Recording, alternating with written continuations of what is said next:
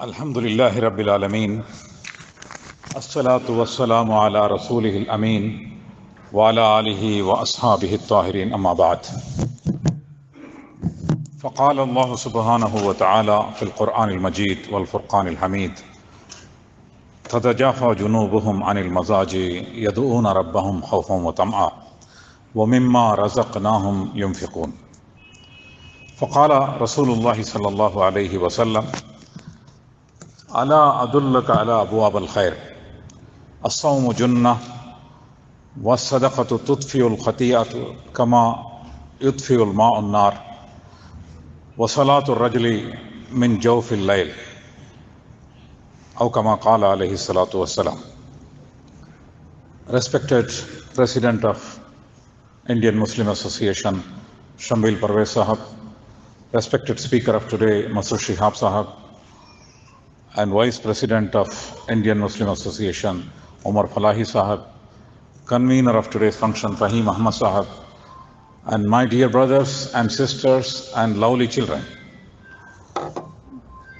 After listening to a beautiful Urdu speech, and also there is another session after me, which is question and answer session.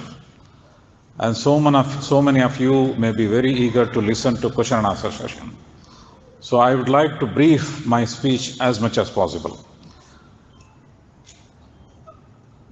As I said, Prophet Muhammad sallallahu alaihi wasallam said, "Ala adulluka ala abwab al-khair." Shall I tell you about the doors of virtues? And Prophet Muhammad sallallahu alaihi wasallam, when he said, "I'm going to show you doors of virtue," then he highlighted on three things. First thing is as-sawmu junnah. Fasting is a shield, particularly fasting in the month of Ramadan. And you know the importance of Ramadan is already mentioned by Masur Shihab Sahab. And he said that how important is it to fast in the month of Ramadan and take maximum benefit from the month of Ramadan. So as-sawmu junnah. When the month of Ramadan is coming, it is a shield from Jahannam. It is a shield from evils. It is a shield from wrongdoing. So take maximum benefit from the month of Ramadan. And second thing, which is a requisite, which is a highlight, and which is a special characteristic of Ramadan is sadaqah, which is mentioned by Prophet Muhammad sallallahu alaihi wasallam, and he said, "Was-sadaqatu tudfi'ul khati'a kama yudfi'ul ma'un nar." And sadaqah, charity, will extinguish wrongdoings and evils as water extinguishes fire. This is the second important thing he has highlighted. The Ramadan, you cannot imagine Ramadan without the concept of charity and without the atmosphere of charity. So second important thing in the month of Ramadan, which is highlighted by Prophet Muhammad sallallahu alaihi wasallam, is charity. So each and every individual should care about charity. And again, third thing he has highlighted is وَصَلَاةُ الرَّجُلِ مِنْ جَوْفِ اللَّيْلِ, and the prayer during the late nights. This is again highlighted in the first speech, that again the third feature of Ramadan is staying up and waking up during the nights of Ramadan, and particularly to recite Quran and to understand Quran. And it is mentioned in many other places also in Quran. It says that waking up during the nights is very good for self-purification, and also وَأَقْوَ مُقِيلًا, and to recite and to read Quran and to understand Quran. إِنَّ نَاشِئَةَ اللَّيْلِ هِيَ أَشَدُّ وَطْئًا وَأَقْوَ مُقِيلًا. Waking up during the nights of Ramadan is very good for self-purification, for introspection, and to understand and to read Quran. So these are the three important characteristics of Ramadan, that you have to fast in the month of Ramadan and make it a shield. Second thing is you have to be a charitable person and you have to care for the charity. And third important thing is you have to wake up during the nights of Ramadan to understand Quran. Then Prophet Muhammad sallallahu alaihi wasallam recited, ثُمَّ تَلَا تتجافى جنوبهم عن المضاجع يدعون ربهم خوفا وطمعا ومما رزقناهم ينفقون. And this is a very popular verse, particularly every Imam will recite on Friday morning, Surah Al-Sajdah, and chapter number 32 and verse number 16. In this also two things are highlighted. First one is تَتَجَافَى جُنُوبُهُمْ عَنِ الْمَضَاجِعِ. They forsake their beds during the nights. وَيَدْعُونَ رَبَّهُمْ خَوْفًا وَطَمْعًا, and invoking their Lord with khawf, with fear and hope with Allah subhanahu wa ta'ala. وَمِمَّا رَزَقْنَاهُمْ يُنْفِقُونَ, and they are spending from whatever Allah tabarak wa ta'ala has given to them. So here also you can see in this verse, after saying tradition of Prophet Muhammad sallallahu alaihi wasallam, Prophet Muhammad particularly recited this verse to highlight that in the month of Ramadan, what you have to do, important thing is waking up during the nights of Ramadan to understand Quran and to spend in the way of Allah subhanahu wa ta'ala. This is very important. By this, we can understand that charity is very important. Saum is already covered by the Urdu speech. As-sadaqah, in sadaqah there are so many things we can understand. The first thing is, before sadaqah, you should have a generous personality. And about this month it is also said that it is Shahrul Jood. Shahrul Jood means a month of generosity. And also Shahrul Mawasat, a month of compassion. This is a mindset. A person is more generous if he is a believer. And one has to be more generous. Even to give charity, one has to be generous. Stinginess should not be there. And one should be compassionate to his family, his society. Then only he can do charity. So that's why it is very important that in sadaqah, the first thing is compassion and charity. And the second thing is non-monetary sadaqah. There are sadaqah. Not every sadaqah is monetary. There is also non-monetary sadaqah. Then there is sadaqah, monetary sadaqah. Whatever you have, whether you are a poor person or a rich person or you are a less fortunate person, you have to give charity, and this intention should be there. And finally there is zakat, which is not compulsory on every individual Muslim, but which is compulsory on affluent Muslims alone. So all these things are there in charity. When you say sadaqah, all these things are there. For example, about Shahrul Jood, it is a month of generosity. There is a hadith which says that Kana Rasulullah sallallahu alayhi wasallam ajwadun nas. Prophet Muhammad sallallahu alayhi wasallam was very generous person among human beings. Wa kana ajwadu ma yakunu fi Ramadan. And in Ramadan particularly, he used to be very generous. You can understand that Prophet Muhammad sallallahu alayhi wasallam is very generous during the month of Ramadan. And why he is very generous? Again, this is mentioned. Because Hazrat Jibreel alayhi salatu wasalam used to descend every night of Ramadan to give lessons of Quran. And Prophet Muhammad sallallahu alayhi wasallam used to be very generous, like a breeze, like a, Rihal Mursal means a breeze, like a wind. Prophet Muhammad sallallahu alayhi wasallam used to be very generous. Again, you can see that Prophet generosity is tagged with Ramadan. In the month of Ramadan, you have to be generous. You have to develop this generosity. You have to develop this compassion. When you fast in the month of Ramadan, every individual will understand the difficulty of hunger, difficulty of sleeplessness, and difficulty of hardship in life. So he has to develop compassion, and he has to develop this kind of generosity. And particularly, Prophet Muhammad sallallahu alayhi wasallam used to be more generous in the month of Ramadan because he used to take lessons of Quran.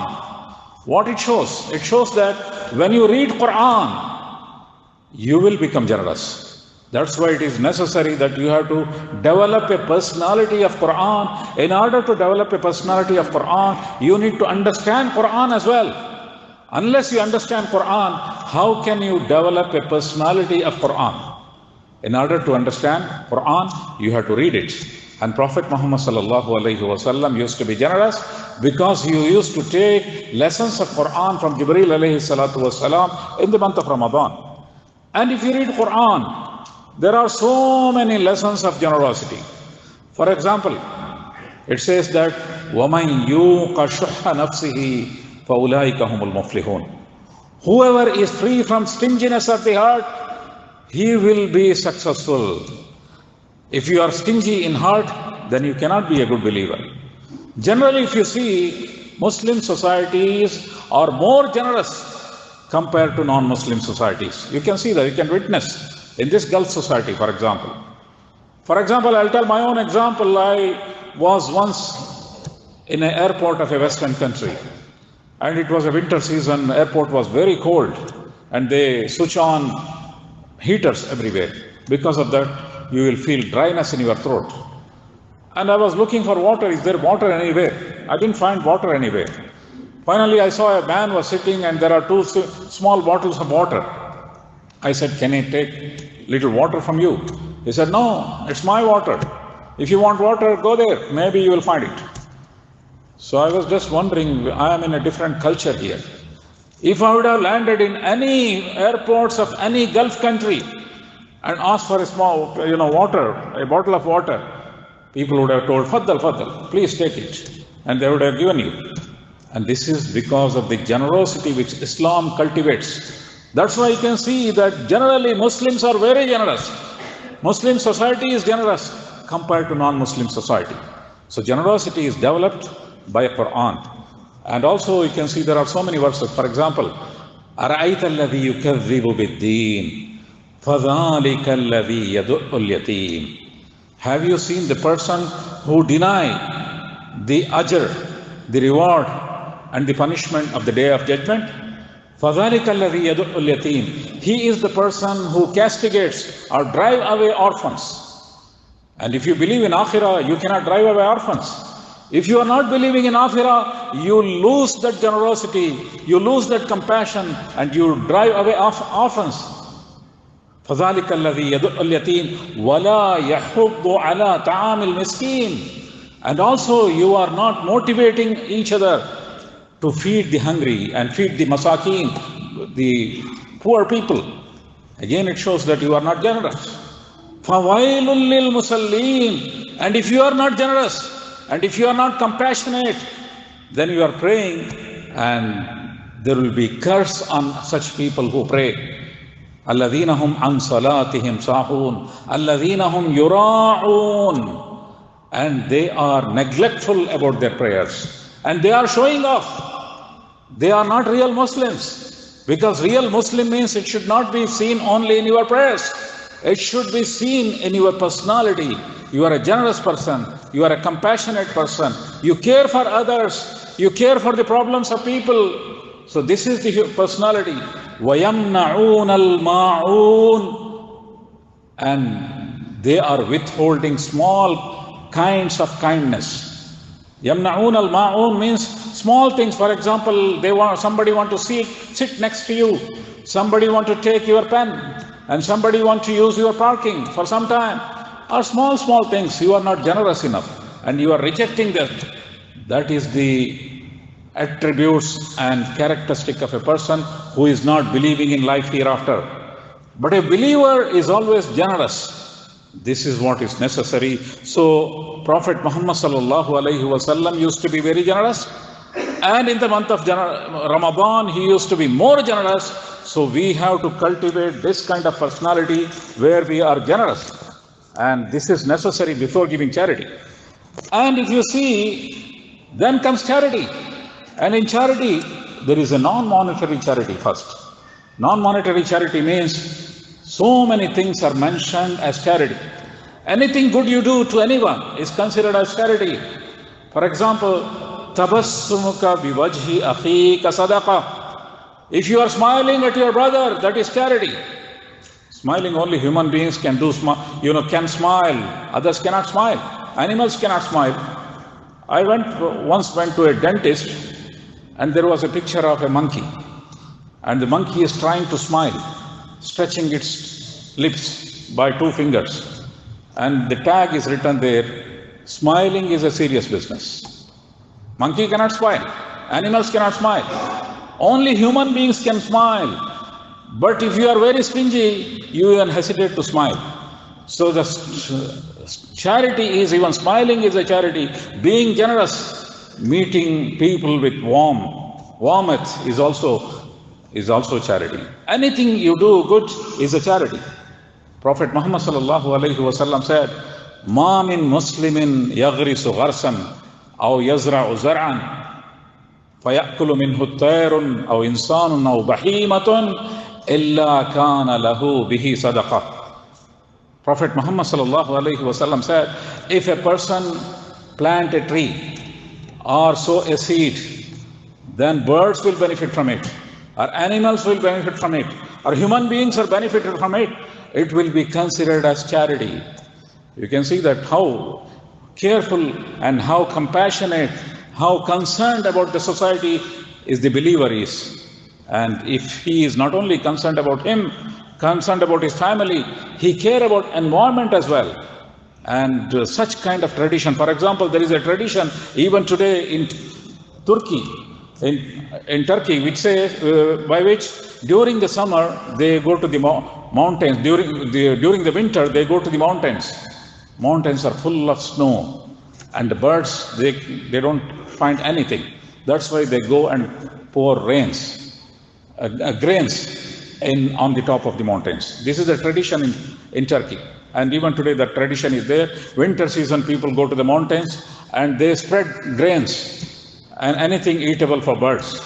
And this tradition is started during the time of Sayyidina Umar radiyallahu ta'ala anhu, when he conquered regions, cold regions where mountains, animals and birds, they don't find any food. So caring for the animals is also an Islamic trait. And you can see this kind of tradition is today existing in Turkey and also maybe in many other parts of the world. So people should be generous. And this is called non-monetary charity. Anything you do good is a charity. So you should be a charitable person. Even if you can say that I cannot spend money, then also you have to be charitable. You can do charity in different means, by being compassionate, by being concerned towards society, and by giving something good to the society, giving a good suggestion, and suggesting anybody to find a job, or training, giving a kind of knowledge to somebody by which people can develop skills. All these are considered as charity. Then comes monetary charity. And what is monetary charity? In monetary charity, small sadaqah is also considered as charity. Monetary charity is not only that when you can donate 1,000 KD or above, or 10,000 KD or above, then only you are a charitable person. It's not there. In Islam, it is encouraged that you should be charitable, whatever you have. Man tasaddaqa bi adli tamratin min kasbin tayyib. Prophet Muhammad sallallahu alaihi wasallam said, when you spend something of a value of a date from your rightful means, kasbin tayyib, this is very important. What is more important when you do charity is from where your money came from. It should be from halal sources of income. Whatever sources of income it should be, but it should be halal sources of income, and you should have an intention to give charity. You can see the examples during the time of Prophet Muhammad sallallahu alaihi wasallam, and when Prophet Muhammad sallallahu alaihi wasallam said, I need charity for the purpose of, mission, war, ghazwa. Then one gentleman, he was an ordinary worker. He went to a date palm, a palm garden. Then he worked whole night. In the morning, he got some reward in the form of dates, not in the form of money. And he brought the entire dates, which he got it as his daily wage. He brought it to Prophet Muhammad sallallahu alaihi wasallam, and Prophet Muhammad sallallahu alaihi wasallam encouraged everybody, and he said, this is the most valuable charity I got today. And he poured it upon all the charities which he received. He said, this is the most valuable, because it may be small, but it is with the great intention, and with this great intention to give charity from the kasb tayyib, from his halal source of income. And Prophet Muhammad ﷺ continued and says that if somebody gives charity of a value of dates from a right source of income, it will be nurtured by Allah subhanahu wa ta'ala as if you are nurturing a foal or a baby horse. For a while, then it becomes a great horse. In the similar way, Allah will nurture your charity until it reaches the height of a mountain.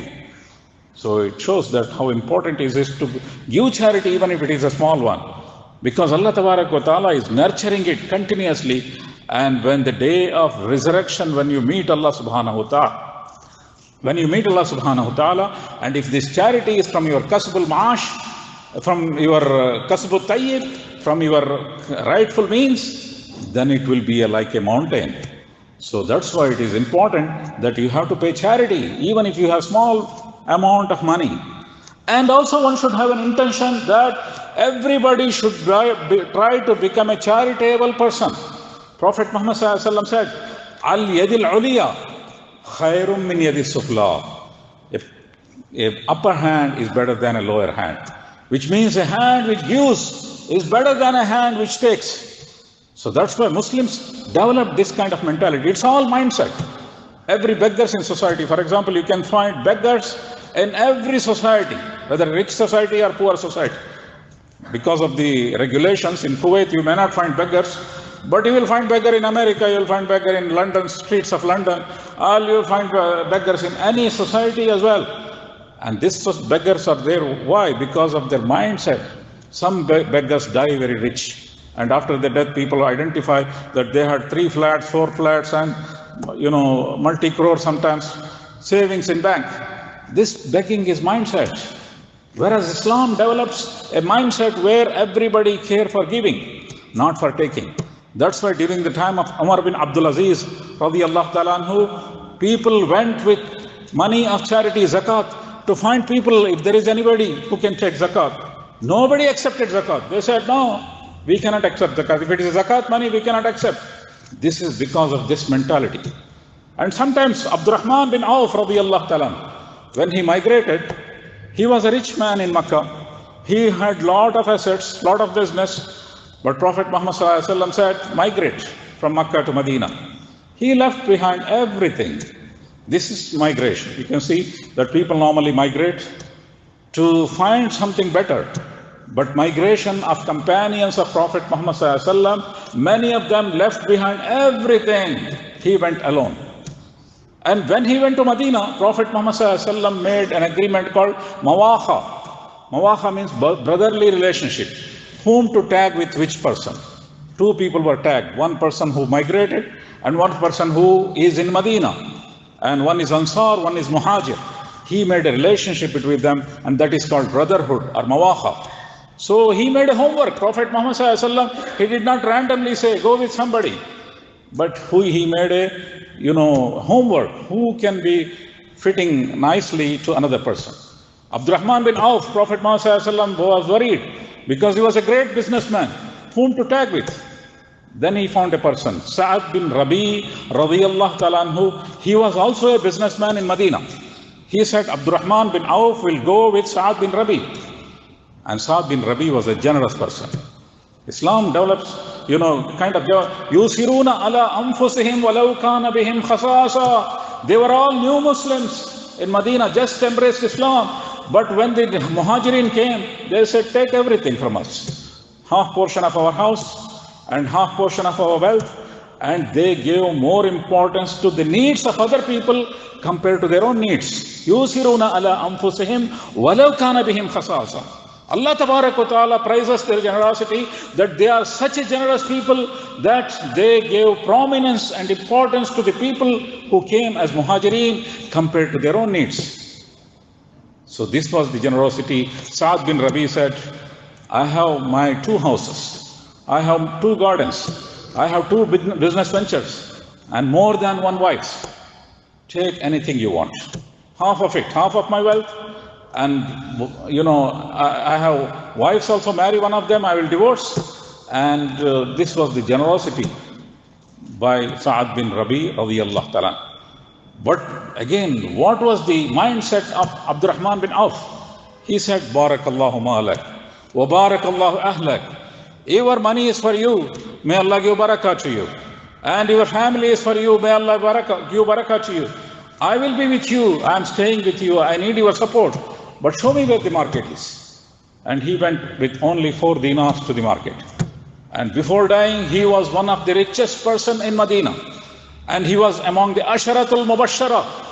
You can see that people, when they become rich, people think that they have to tell a lot of lie and they have to do a lot of malpractice. But Abdurrahman bin Auf, Osman bin Affan, radiyallahu ta'ala anhu, the bank account of Osman bin Affan, radiyallahu ta'ala anhu, is still there in Medina. All the lands which is purchased by Sayyidina Osman bin Affan, radiyallahu ta'ala anhu, and donated to Masjid al-Nabawi is still being utilized. They both were among Asharatul Mubashshara, those people who were given prophecy of Jannah in this world. They were very rich people, super rich people, but they were good people. So how he became, he did not accept anything. This is mindset, that al-yadil uliya, giving hand is better than taking hand. So this should be there, this mentality should be there. And finally, in monetary charity, important thing is zakat.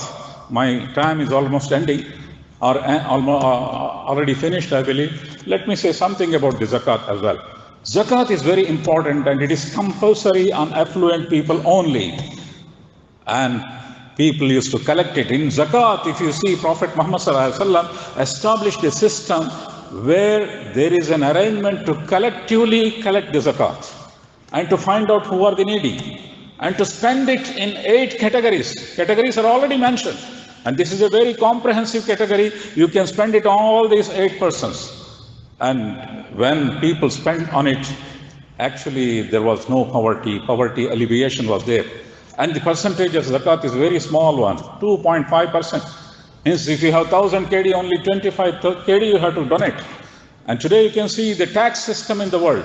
GST, in some places it is 30%, 35%, 20%, 18%. But still there are a lot of problems in society. But in Islamic society, you have seen many examples in history, but collecting 2.5% of zakat, there was no poverty. And there is a lot of barakah in today's world as well. For example, there is a huge population of Muslims in India, probably the biggest population in the world. And there are only 2 systems existing, which is very important for Muslims, which is the system of masajid and system of madaris. Definitely, a lot of improvement is required in the system of masajid. In the system of madaris, there is a lot of upgradation is required. That's another issue. But this is taken care by the charity and zakat money of Muslims alone. And there are thousands and thousands of masajid and madaris. And also we are facing challenges in India, and people are trying to eliminate these 2, madaris and system of madaris and masajid as well.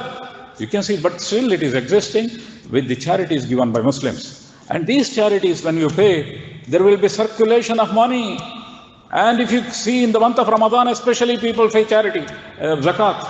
And if you calculate the zakat paid by Muslims in the month of Ramadan, which comes to several billions in the world. So several billions of dollars are pumped back into society. There will be a lot of circulation of money and there will be a lot of barakah. And this is very important also. During the time of Sayyidina Abu Bakr Siddiq radiyallahu ta'ala, some people objected that now zakat is not compulsory. They said, "Khuz min amwalihim sadaqah." This is given to Prophet Muhammad sallallahu alaihi wasallam. Collect zakat from their wealth. This injection was given to Prophet Muhammad sallallahu alaihi wasallam. Now he is not there, so we need not have to pay zakat. So this was a new fitna started during the first Khalifa, Sayyidina Abu Bakr Siddiq radiyallahu ta'ala. What he did, he said, "Let me establish an army to fight against those who say that zakat is not necessary." This is an army to fight not non-Muslims, not go to the expedition of war against the enemies, but it is against Muslims. There was a lot of objections. There were a lot of difference of opinion. He convinced everybody. Even Sayyidina Umar radiyallahu ta'ala, who has a difference of opinion whether army is necessary, he convinced everybody. He sent armies and he changed that challenge and changed the opinion of people. Today, there may be some Muslims who are not paying zakat properly, but there are no Muslims in the world who are saying that zakat is not third pillar of Islam. It is a compulsory pillar. It shows how important it is to take care of zakat. And we have to, as an individual Muslim, we should be very charitable, we should be generous, we should give charities, and also we should take care of our zakat. And thus, we have to contribute positively for the development of the Muslim society and our self-development as well. Barakallahu lana wa lakum. ونفعني وإياكم بآياته وذكر الحكيم وآخر دعوانا الحمد لله رب العالمين.